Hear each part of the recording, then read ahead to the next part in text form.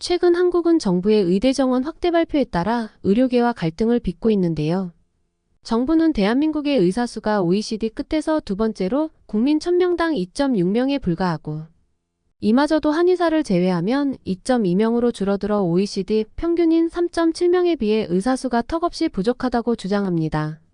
실제로 소아과를 담당하는 의사가 없어 응급실 운영을 하지 못하거나 입원을 더 이상 받지 않는 병원이 늘고 있는 사례가 여러 번 발생했었죠. 아이가 아프면 갈 곳이 없다는 건데요.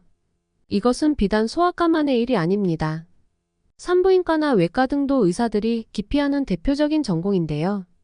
상대적으로 돈이 되는 피부과나 성형외과로 쏠림 현상이 지속되고 있기 때문입니다. 특히 지방에서는 기피과 의사를 모셔오기가 하늘의 별 따기 수준이어서 지방에서는 의사를 만날 수 없다 보니 아예 서울로 원정진료를 보러 오는 환자도 많습니다. 이 때문에 서울의 대학병원의 경우엔 외래 진료 시간이 평균 5분에 불과하다는데요. 의사는 의사대로 담당해야 하는 환자가 많아 힘들고 환자는 진료를 몇 달이나 기다렸는데 고작 5분이라니 의료 서비스에 불만입니다.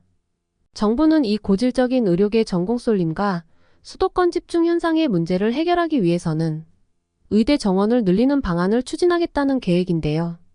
반대로 의료계에서는 의대 정원 확대는 이러한 쏠림 현상을 해결하는데 아무런 도움이 되지 않는다는 입장인데요.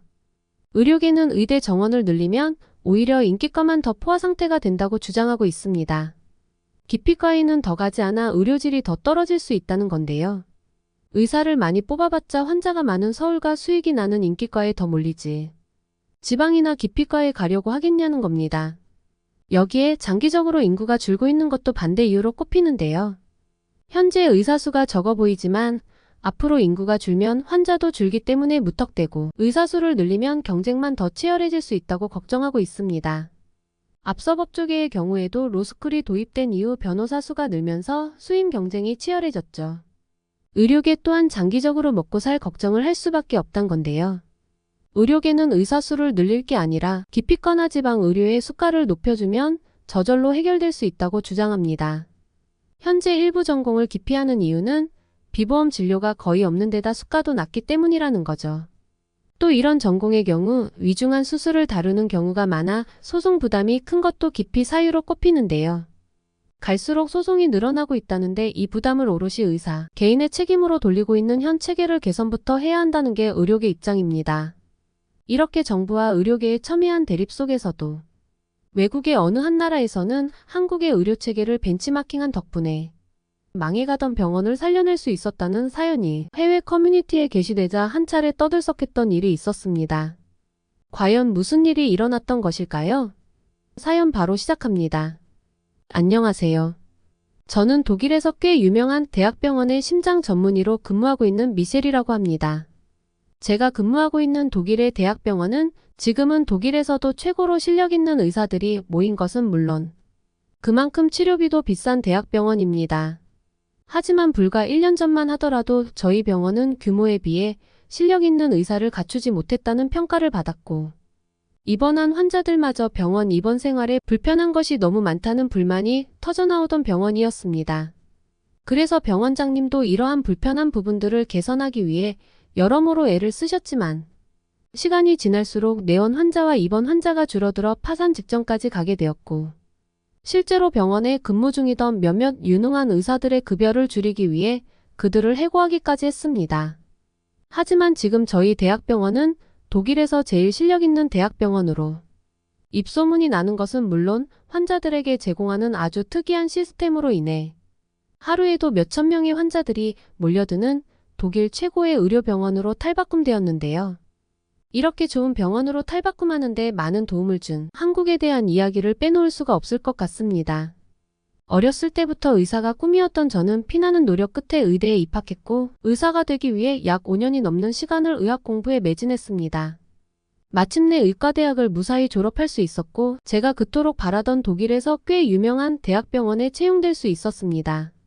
물론 대학병원에서 인턴, 레지던트의 과정을 거쳐야만 했지만 환자들을 직접 마주할 수 있다는 생각에 저는 하루하루 기대에 부풀게 되었죠. 대학병원에서 근무를 하는 것은 힘든 나날의 연속이었습니다. 인턴으로 생활한다는 것이 어떻게 보면 병원에서 오랜 기간 근무를 한 경험이 있던 간호사분들보다 모르는 것이 많았고, 저는 하루라도 빨리 실력을 쌓기 위해 병원에서 먹고 자며 수술 연습을 하거나 의학 지식을 쌓는 데 매진했습니다. 그런데 이상하게도 제가 입사하고 난 이후부터 병원에 방문하는 환자들의 수가 점점 줄어들더니 어느 순간부터는 의료사고 비율이 급증하기 시작하더군요. 대학병원에 들어오고 1년밖에 지나지 않았지만 병원장님의 지시가 있어 의사회에 들어갈 수 있었고, 저는 그곳에서 엄청난 충격을 받고 말았습니다. 알고 봤더니 제가 다니고 있던 대학병원은 부족한 의사의 수를 채우기 위해 저와 같은 아무런 실전 경험이 없는 인턴을 바로 수술에 투입시켰고, 거기에 더해 수술을 진행할 수 있는 최첨단 장비조차 존재하지 않는 정말 말도 안 되는 수준의 병원이었기 때문입니다. 그때 당시 병원에는 수술방에 들어갈 의사들과 장비가 부족해서 인근에 있는 병원 인력까지 끌어모아 환자들을 수술할 정도였어요. 분명히 독일에서는 꽤 실력 있고 유명하다고 알려진 대학병원이었지만, 소문과 달리 병원의 내부적으로는 의료사고와 관련된 소송들이 너무 많아 제대로 된 보상금조차 지급하지 못하고 있던 그런 병원이었죠. 문제의 해결법은 단순했습니다. 실력 있는 의사들을 고용하는 것은 물론 최첨단 의료 장비를 구매해 올바른 수술이 진행될 수 있는 수술실을 준비하기만 하면 되는 것이었죠. 그러던 어느 날 병원장님은 제게 1:1 면담을 요청하셨습니다. 병원장님의 말씀은 그간 새로 들어온 인턴들을 쭉 봐왔는데, 환자들을 생각하는 의료인으로서의 환자에게 진정으로 봉사한다는 마음을 가지고 환자를 치료하고 도와주는 저의 모습을 보셨다고 하셨습니다. 진정한 의료인의 자세가 되어 있다고 하셨죠. 그러면서 현재 병원에 시스템적으로나 기술적으로 심각한 문제가 있다는 것을 알아챘냐고 물으셨습니다. 저는 당연히 알고 있다고 대답했어요. 고쳐야 할 방법이 아주 간단해 보이는데 왜 병원장님은 실행에 옮기지 않으시는 건지 궁금하다고 말씀드렸어요. 그랬더니 병원장님은 제게 되려 병원을 개선하기 위한 방안에 대해서 물으셨어요. 저는 수많은 나라들 중 의료 시스템이 최고로 알려진 한국의 시스템을 벤치마킹하는 것이 좋은 방법일 것 같다고 말씀드렸어요. 왜냐하면 독일에서 유명한 병원인 저희 병원조차도 고질적인 문제를 고치지 못하고 있다는 것은 독일 내의 다른 병원의 상황은 더욱 안 좋다는 반증일 것이라고 생각했기 때문입니다. 병원장님은 잠시 침묵하시더니 이내 제게 말씀하셨습니다. 한국의 대학병원에 파견을 다녀오라는 것이었어요. 사실 저는 대학병원에 입사하기 전 부모님과 함께 한국으로 여행을 다녀오면서 한국이 얼마나 선진국인지 알고 있었고, 한국의 의료기술은 지금 세계 최고 수준으로, 제 전공인 심장 분야에서는 독일도 한국의 기술을 배우고 있는 나라라는 현실을 알고 있었기에 흔쾌히 수락했어요. 이번 기회에 한국의 병원에 대해서 더 알아보고 배워야겠다는 생각을 했거든요. 파견 기간은 3개월이었습니다. 짧다고 하면 짧고 길다고 하면 긴 시간이지요. 제가 한국의 대학병원에서 실제 근무하면서 겪어보니 저희 병원엔 의료장비뿐만 아니라 제가 그동안 인지하지 못한 문제도 정말 많다는 것을 알게 되었어요. 한국의 대학병원 의사들이 가지고 있던 술기는 저희가 단 한 번도 경험해보지 못한 것들이었고, 한국의 평범한 대학병원에서 사용하는 장비들 또한 지금의 독일 대학병원에는 전혀 존재하지 않는 최첨단 장비들이었죠. 게다가 한국의 대학병원 병실들은 한눈에 보아도 깔끔한 것은 물론이고, 환자들이 정말 휴식과 치료에만 집중할 수 있는 모든 시스템을 갖추고 있었기 때문이죠. 특히나 냉난방기는 물론 공기청정기까지 설치되어 있는 한국의 평범한 대학병원 병실은 저게 정말 한국에서는 평범한 수준인가라는 말이 나올 정도로 돈이 많아 보이는 나라였습니다. 3개월의 파견 기간을 마치고 저는 병원장님을 포함한 의사들이 한데 모인 강당에서 병원 살리기에 대한 대대적인 프리젠테이션을 진행했습니다. 저는 한국의 몇몇 의사분들을 독일로 모셔왔고, 거기에 더해 새로운 한국의 의료 장비들을 체험할 수 있는 기회를 선보이기 시작했습니다. 한국의 의사분들은 수술시연회에서도 엄청난 수술 기술을 보여주시면서 저뿐만 아니라 다른 의사들을 놀라게 만들었죠. 몇몇 선배 의사들은 한국의 의사들이 보여주는 수술의 진행 단계나 기술들을 보시면서 다소 당황한 표정을 짓고 놀라는 듯한 모습이 보일 정도였습니다. 그리고 저는 한국의 의료기술을 본받아야 된다며 실제 곧바로 적용이 가능한 의료 시스템들을 계속해서 보여주었어요.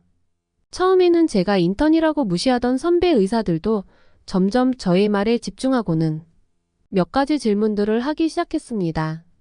특히나 직접 독일까지 와주신 한국인 의사분들은 회의가 끝난 뒤 고난도의 기술이 필요한 몇몇 수술에서 직접 또 다시 시연을 해주시면서 술기를 가르쳐 주셨고, 저는 그럴수록 왜 한국이 세계 최고의 의료기술과 섬세함을 가지고 있는 나라인지 깨달을 수밖에 없었습니다.